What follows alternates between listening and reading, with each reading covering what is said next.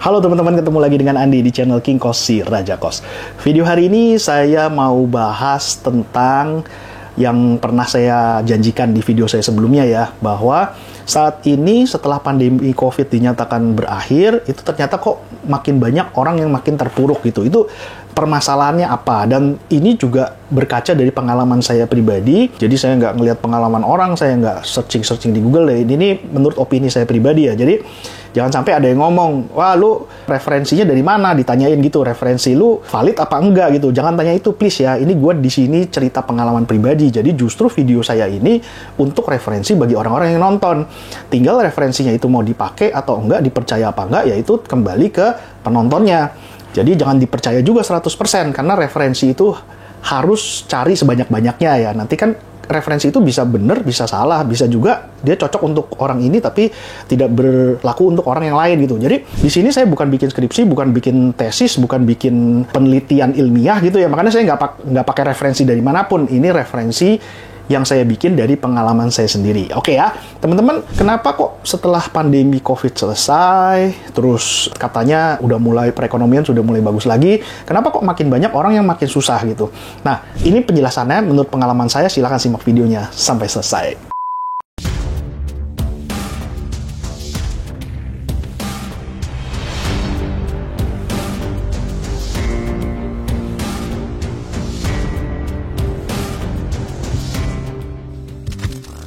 Oke, teman-teman, ini mengaca dari pengalaman saya pribadi ya. Jadi mungkin nggak terjadi di sebagian orang yang lain, nggak terjadi di mana-mana, ya tuh mungkin saya doang juga mungkin bisa kejadian ya. Cuma saya akan sharing ini dari pengalaman saya pribadi. Jadi waktu pandemi COVID kemarin itu kan okupansi kos saya kan drop ya. Dari 90% sekian rata-rata jadi tinggal 40%. Nah itu kan panik ya. Paniknya kenapa? Karena kan banyak kredit, banyak utang bank. Jadi banyak orang yang bilang utang bank itu nggak bagus gitu ya. Ya nggak bagusnya ya kalau nggak bisa bayar.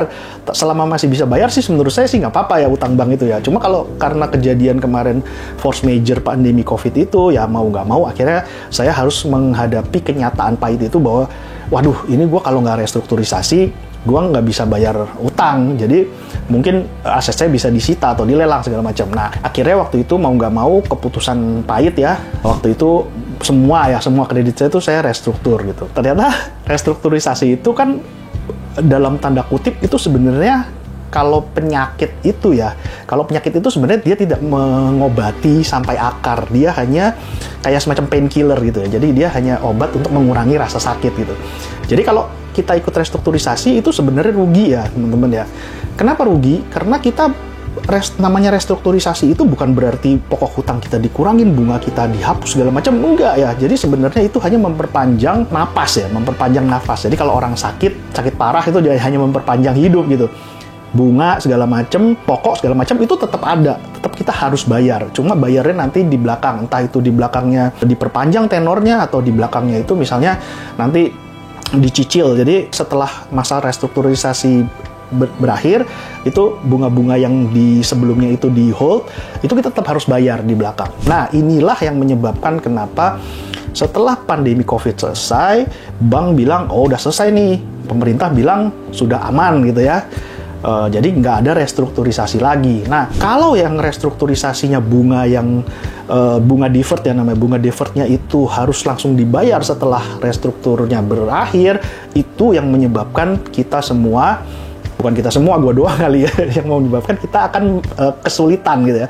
Karena kemarin itu pengalaman saya, angsuran bank itu sebulan itu cuma sekitar berapa ya? Cuma sekitar 20 sekian juta. Itu tiba-tiba setelah restruktur selesai, saya harus bayar bunga deferrednya sama bunga pokoknya yang sebelumnya mungkin itu ditahan, di hold, maksudnya nggak perlu bayar dulu. Itu langsung digeblokin setelah selesai restruktur gitu. Jadi angsuran 20 sekian juta itu jadi 70 juta sekian.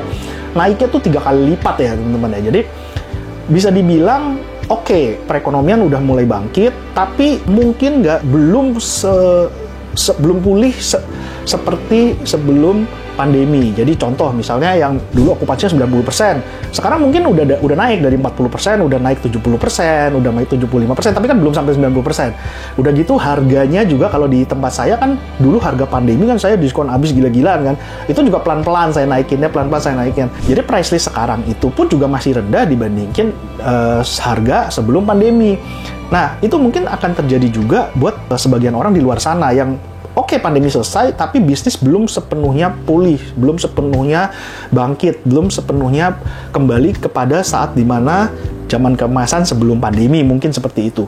Jadi, pada saat bisnis kita belum pulih, bisnis kita belum bangkit sepenuhnya, terus tiba-tiba kita dibebankan pokok dan bunga deferred yang sebelumnya di hold, kita harus bayar langsung geblokan gitu. Nah, itu yang membuat berat. Dan itu yang akan membuat TKO ya, membuat kalau ditinju itu kita tinju itu kena pukul KO langsung.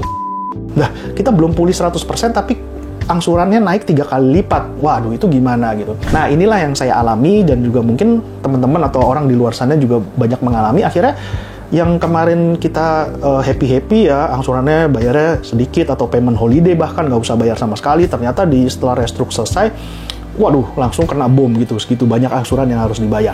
Nah, itu yang terjadi di mana orang akhirnya, aduh ya udah terpaksa, gue harus jual aset, tetap harus akhirnya kalau di penyakit, saya seneng dengan penyakit gitu ya. Penyakit itu kayak kanker gitu ya, kayak analoginya kayak kanker. Jadi kalau kanker itu kita terpaksa harus amputasi ya. Jadi daripada semuanya mati, kita harus amputasi kayak aset-aset kita yang mungkin nggak terlalu produktif, yang mungkin ROI-nya nggak terlalu sesuai yang kita harapkan, itu biasanya itu diamputasi, kita jual untuk supaya badan yang lain itu selamat, hidupnya itu bisa selamat gitu. Nah, itulah mungkin yang banyak terjadi kenapa sekarang kok masih banyak ya, kok malah makin banyak ya aset-aset properti yang dijual murah lagi. Padahal kan dulu sebelumnya setelah pandemi mau selesai kan harga properti mulai naik lagi, yang jual juga udah mulai sedikit lagi. Nah, sekarang kok feelingnya kok jadi makin banyak lagi nih orang yang butuh duit gitu. Apalagi ditambah dengan katanya ada krisis di Amerika yang inflasinya itu tinggi sekali sekarang. Nah, itulah teman-teman pengalaman saya ya. Jadi kalau teman-teman yang sebelumnya restrukturisasi ikut ya program pemerintah tersebut, coba tulis di kolom komentar, bener nggak sih apa yang saya omongin sekarang ini gitu ya? Atau teman-teman punya pengalaman yang lain bisa ikut sharing di sini supaya bisa berbagi juga, saya juga bisa tambah pengetahuan juga. Nah, solusinya gimana ya? Setelah kita kena bom ya, saya selalu ngomongin kena bom itu, kena KO gitu ya, kena pukulan yang membuat KO gitu. Angsuran langsung naik 3 kali lipat tuh gimana? Nah, kebetulan kalau di bank saya ini ya, saya nggak usah sebut nama banknya, itu masih bisa melakukan pengajuan ulang supaya yang bunga deferrednya ini bisa direstrukturisasi lagi ya. Tapi ya kembali lagi ya, ini sebenarnya bagaikan makan buah si malakama gitu loh. Kita kalau restruk lagi, kapan lunasnya gitu loh. Jadi kalau kita putuskan kita mau bayar, itu juga berat gitu ya. Nah, itu jadi bagaikan makan buah si malakama. Udah gitu kita proses restrukturisasi itu kita akan tercatat di BI checking, di slip kita. Jadi bisa dibilang jebakan Batman, ya bisa juga dibilang begitu. Terutama bagi orang yang sebenarnya nggak butuh restru, tapi dia ikut-ikutan gitu. Itu kena jebakan Batman, kecuali kalau memang benar-benar butuh restrukturisasi ya.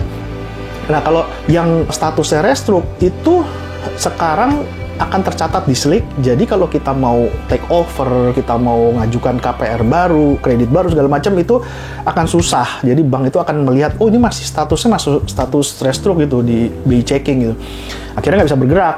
Akhirnya ya itu, jadi kita mau jual susah, kita mau bayar angsuran kena bom, kita mau restruk lagi, ya itu seperti makan buah si malakama tadi, kita nggak bisa berkembang, kita stuck gitu.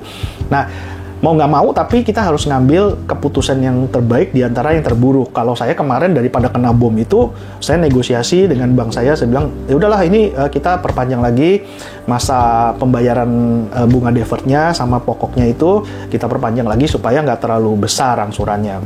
Akhirnya waktu itu udah di ACC dan kemarin aja baru kemarin ya, yaitu baru tanda tangan akad lagi. Cuma saya bilang, nanti saya kalau ada rezeki, properti saya ada yang laku, saya akan lunasin. Tolong bunga-bunga deferrednya yang sangat besar itu. Bunga deferred saya itu hampir 600 juta loh, cuma bunga deferrednya doang ya. Waduh, teman-teman, itu baru satu bank loh. Kalau bank lain sih untungnya sih udah banyak, sebagian udah saya beresin ya.